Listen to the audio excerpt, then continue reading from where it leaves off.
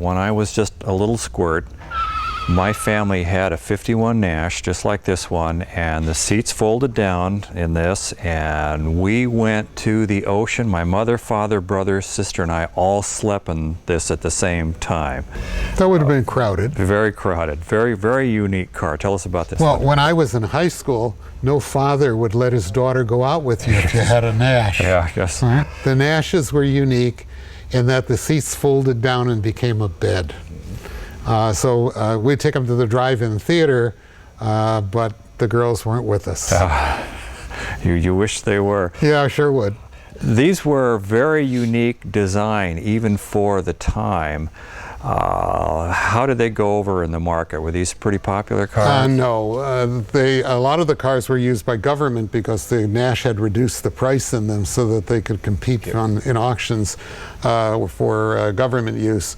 No, they really were not popular. They were this bathtub look was ahead of its time.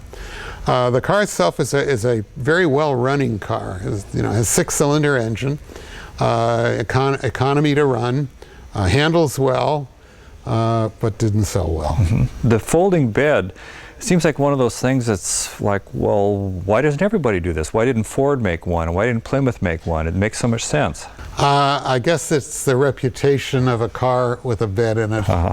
It's just that although if you look at some of the modern cars, if you push your seat all the way forward in the front seat and lower the back, you can turn it into a bed. My wife has one, a Mercedes that does that.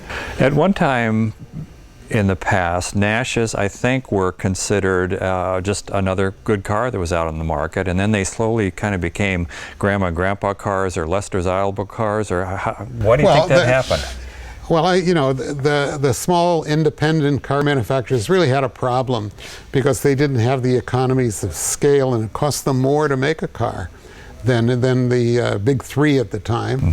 And so they tried to merge with others. They did come out with the first American compact car, although it was the Nash Metropolitan, although it was actually made by Austin in England. Right.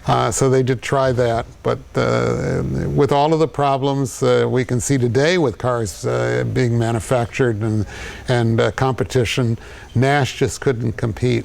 It's unfortunate too because here we are in El Segundo, and Nashes were made in El Segundo.